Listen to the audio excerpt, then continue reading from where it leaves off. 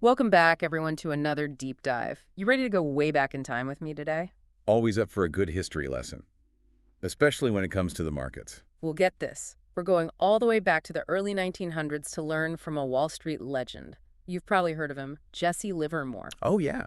The guy who made millions before he was 30 and 100 million during the 1929 crash. That's him. But here's the thing. His story isn't just about incredible wins. It's also about devastating losses. And get this. The lessons we can learn from him are surprisingly relevant, even in today's crazy market. Livermore believed that Wall Street never changes. No matter how much time passes, human nature stays the same. Exactly. And that's why his story captured in the book Reminiscences of a Stock Operator is so fascinating. It's a window into the timeless principles of speculation and market psychology. One of Livermore's core beliefs was that speculation is as old as the hills. He saw market cycles repeating throughout history because fear, greed, and hope drive trends just like they always have. It's like he was saying the market is just a reflection of human behavior. And he had a knack for reading that behavior. He really did. Yeah. He started out as a teenager in these places called bucket shops, basically illegal betting parlors based on stock prices. No way. Seriously. Yeah, and he made a killing just by observing price fluctuations and spotting patterns. So he was like a market savant. You could say that. He had an almost uncanny ability to predict market movements just from price action, which is incredible. That's wild. But hold on. We can't forget that he also went bankrupt twice. Yes, the dark side of the legend. Mm. Even with his incredible market intuition, he had his fair share of setbacks. And the reason for those bankruptcies might surprise you. It wasn't because his predictions were wrong. It was because he didn't fully understand the mechanics of the market at that time. Really? So he could predict the future, but not the present. Well, back then, trading was much slower than it is today. Yeah. Orders weren't executed instantly, and Livermore got caught out by these delays. Oh, I see. So even if you have a brilliant insight, you still need to know how the system works. Precisely. Think of it like driving a car.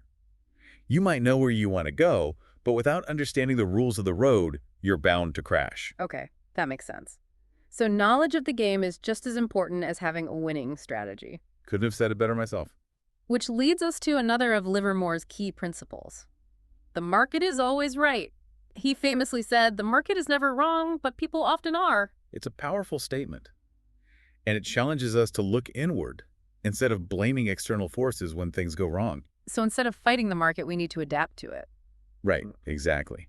And this is where the concepts of going long and going short come in. Going long means betting on a price increase, and going short means betting on a price decrease. So it's like choosing which direction you want to ride the escalator. You got it. Aligning yourself with the prevailing trend, whether it's up or down, is key. But Livermore didn't always follow his own advice, did he? Well, nobody's perfect. Remember, he predicted the 1907 market crash, but went bankrupt because he acted too early. He tried to short the market before the downward trend was confirmed. Right. He had the right idea, but his timing was off.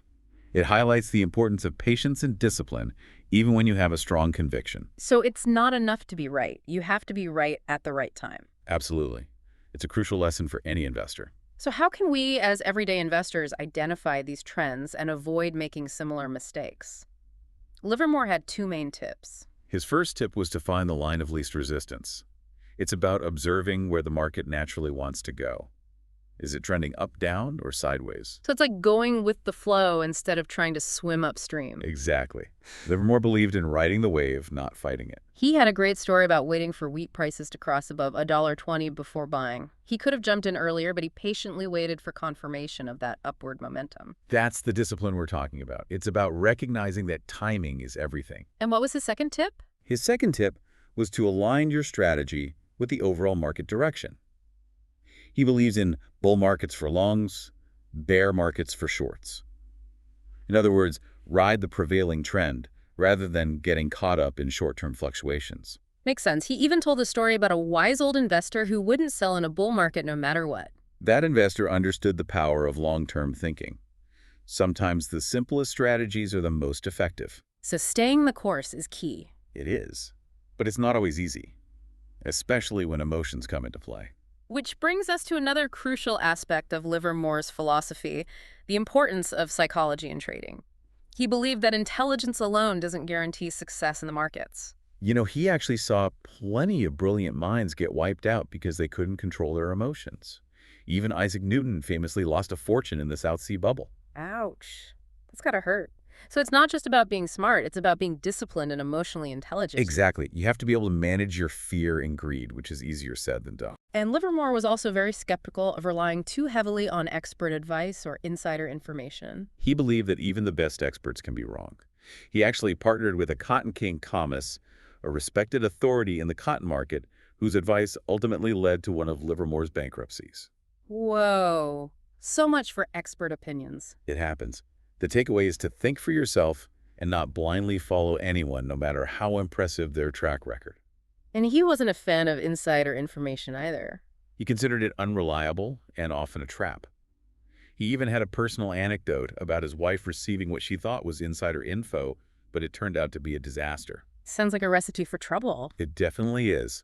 The point is, be wary of anything that sounds too good to be true. So it seems like Livermore was all about developing your own independent judgment and not relying on others for your success, Absolutely. He emphasized the importance of critical thinking and independent analysis. which are valuable skills not just for investing but for life in general. Couldn't agree more. It's about being able to navigate the world with your own compass. So we've uncovered a lot of Livermore's wisdom already, but his story takes a bit of a darker turn from here. Yeah. It's fascinating how someone who understood the market so well could still fall victim to the very traps he warned against. It's almost Shakespearean. This brilliant, almost mythical figure who cracked the code of Wall Street ultimately succumbed to the same human flaws that bring down so many traders. He achieved incredible success, but couldn't escape the emotional roller coaster of the market. It's a reminder that knowledge and skill are essential, but they're not enough. We need to develop emotional resilience, self-awareness, and the discipline to stick to our principles even when things get tough. It's a powerful lesson. We'll delve deeper into that in our next episode. It's like he could see the patterns in the market, but not in himself. It's almost Shakespearean. You know what I mean? Oh, absolutely. Yeah.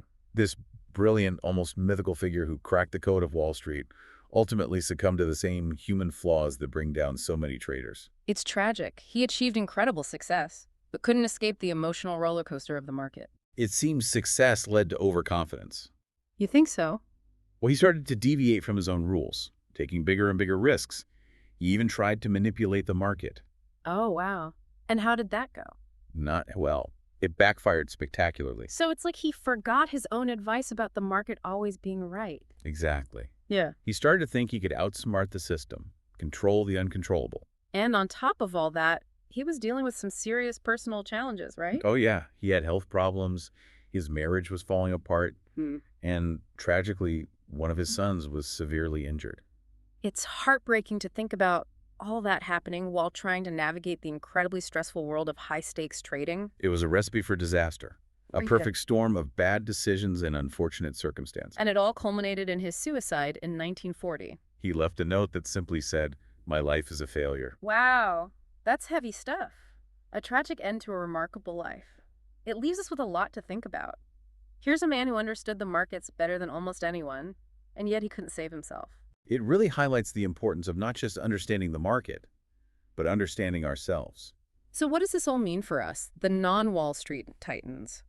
What can we learn from Livermore's triumphs, and perhaps even more importantly, his failures? I think the key takeaway is that knowledge and skill are essential, but they're not enough. We need to develop emotional resilience, self-awareness, and the discipline to stick to our principles even when things get tough. It's easy to get caught up in the excitement of a winning streak, or the panic of a losing one. Absolutely. We're all human. We're emotional creatures. But Livermore's story reminds us that staying grounded, managing our emotions, and recognizing our own biases are crucial for long-term success. And it's a reminder that success isn't a straight line. There will be setbacks. There will be losses. It's how we learn from those experiences and adapt that truly defines us. I love that. It's not about being perfect. It's about being resilient. And it's about understanding that the market, like life is full of uncertainty. We can't control everything. Right, we can't predict the future. But we can control how we respond to the challenges that inevitably come our way. That's where true mastery lies, in our ability to navigate uncertainty with grace and wisdom. So we can try to control the uncontrollable. Well, not exactly. but we can control our reactions to it. You're right. It's about recognizing our own biases and emotional triggers. Those moments where we might be sabotaging ourselves without even realizing it. And to do that requires honesty and self-reflection. It does. It's not always easy to look in the mirror and admit our weaknesses But it's essential. if we want to grow as investors and as individuals. Livermore himself said, "A man must know himself thoroughly if he is going to make a good job out of trading." And I think that applies to so much more than just trading. It's universal truth. So it's about asking ourselves tough questions. Are we prone to overconfidence? Do we get rattled easily by market volatility? Are we chasing quick profits, or are we in it for the long haul? These are great questions to consider. Because if Livermore had taken the time to honestly assess his own behavior, maybe things would have turned out differently. It's a sobering thought. But it's also a reminder that we have a choice We can choose to learn from his mistakes. and cultivate the self-discipline and emotional intelligence that he ultimately lacked. Powerful stuff. So as we wrap up our deep dive into the life and lessons of Jesse Livermore, I want to leave you with this. Take some time to reflect on your own investment approach, your own behavior in the market. Are you following a plan? Are you managing your emotions effectively? Are you learning from your wins and losses? Because at the end of the day, that's what separates the successful investors from the rest. It's not just about knowing the market, it's about knowing yourself. Couldn't have said it better myself. Thanks for this fascinating deep dive. Absolutely. It's been a pleasure. Until next time, everyone, keep learning, keep exploring, and keep diving deep.